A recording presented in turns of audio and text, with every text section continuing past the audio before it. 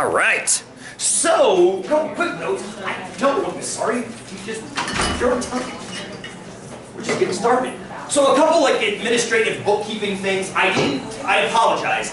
I didn't post quizzes for next week yet. I will do it ASAP when I get back to the office this afternoon. I'd like to have them up on Wednesday for next week. It won't affect you guys too much because it's not until Thursday anyway. But I'll get them up for you so you have them. Remember, there's a project coming on the pike, I think for next week too, your first. I think some of you guys have gotten into that already. So if it's this is one of those optional quiz week things where you might be happy about it, where, you know, you've got a project due that's not optional, and you've got one or two quizzes probably that are optional. It might get to the point where you're like, you know what, to hell with the quizzes this week, I'm gonna do the project and pick up the quizzes the next week. It's a perfect excuse, I'm going to try to stagger quizzes, so the quiz next week is going to be on the stuff we're talking about right now. At least one quiz, if not two of them. I'll put another one on this topic the following week, so in case you do skip the quiz next week, you can pick it up the following week, so you're not totally out to dry if you want to submit something on that. It's kind of like choose your own adventure, I guess. You know, pick the ones you want to do, right? What's that? I missed those books. I know, my son loves them. Yeah, we find them at the thrift store all the time, grab them for them. So anyway, that's kind of the point of making them optional, is don't kill yourself trying to get every single assessment in, because you don't have to. The more you turn in and kick butt on, obviously, the better your grade's going to be. But don't turn them in and do poorly on them, because then it makes your grade suffer. I did talk about the rainy day quiz coupon, or did I not? I didn't mention that. So there's these things I have called rainy day coupons. I'll talk more about them next week when you turn the project in. There's one for a project, one for an exam, and one for a quiz. The one for the quiz allows you to make up one quiz back to full credit. So suppose, they're all attempt ones. So suppose you turn one in, against my advice, you know you did crappy on it, you turn it in anyway, and you get a 1 on it, which is going to hurt your average because it's a 1. It allows you to submit, print the coupon off, attach it to the original quiz, correct what you got wrong, and write a few things about what you got wrong and what you learned by doing it a second time. And in fact, what you learned by doing it a second time might be, I didn't drink enough coffee and I forgot that a weighted mean has to include frequencies. And you resubmit and you get the points back.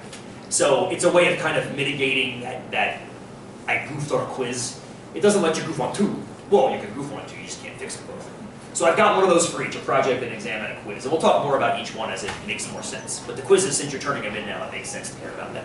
The rainy day link is on the schedule page, first day of the class. There's a link to it on there. I'll link it in other places as well. So please, Carol. Say we're having trouble with the quiz. Email me. Okay, so that would be the best, like if we don't want to turn it in, but we kind of want you to go over For sure. it? Email, okay. Stop me after class. Like a bunch of quizzes just got turned in right now, right? So if you didn't do it because you had a question with it, just grab me on the way out, walk back to the office with me. We'll chit-chat as we go. Okay. Or email, or Okay. come by the office hours if you can make it, or talk to a classmate. I mean, any resource at your disposal. Yeah, I want this to be kind of an open forum in that respect. I do have to have the due dates, obviously. I have to have things due by a certain date and things like that. But I want you to understand it, too. Just because, what did Einstein say? Not everything that counts can be counted. And not everything that can be counted counts.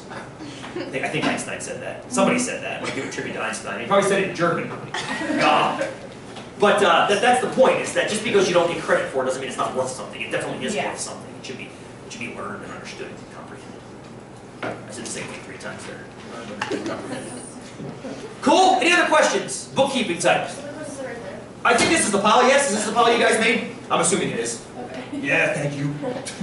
Yeah, when you guys come in, just drop them in a pile or on a desk. I mean, we'll get them eventually. With 35 of you dropping things off, I can eventually focus. Even with ADD, I can focus and figure out where the pile is.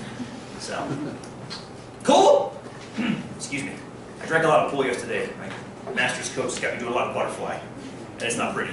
And I drink quite a bit of Juniper while I do it. So, I'm going to be cracking a lot today. Combined with the fact that I'm pretty sure I haven't hit puberty yet. What else? I think that's it. I'm going to try to get your first exam posted pretty soon. It's due in week 5. It's not due for weeks, but I want to give you plenty of time to work on it. So I'm thinking we get that posted over the weekend if I can. That gives you a couple of weeks to find the time to work on it. Think of the exam as just a bunch of quizzes put together as far as topics. Whereas you can decide that you hate the idea of standard deviation and don't want to turn one standard deviation quiz in. It's totally fine, but the exam won't let you do that. it'll force you to do something about standard deviation. And that's kind of the point, is I need to have you do something about it in the course, because I can't just let you opt out of it completely. I can let you opt out of how much of it you want to assess, but I got to assess part of it as part of the outcomes. Please, Laura, right? So yes, so Good. if we do the two exams, Yes, and we have our coupon at the end, like getting close to the end. The way the exam coupon works, it only works on the first exam Okay. because you turn the second exam in the last day when we're all together for that last Okay. bit, so you won't be able to correct anything. And then do we have any time where, like, if we can go through all of our quizzes and wait till? Oh, thank you for asking that question. You don't have to turn. Yeah, that's a good question. Somebody asked me that. There's no time limit on the quiz coupon. So suppose you bombed the website quiz, which nobody did. But suppose you did, 0 on it. Yeah. You put all the false and trues wrong.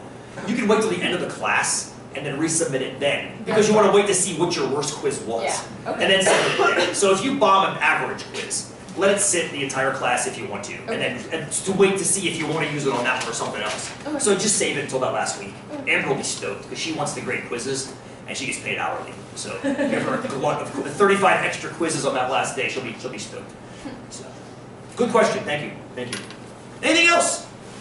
Good bookkeeping questions. These are good. I know it's a weird grading system. It takes getting used to, but I also think it works better in the overriding picture. Which I will ask you again throughout the course, because I want to know if you think it works better too, or if I'm just some crazy hippie from Delaware who thinks he's gone to something it's not. So, cool.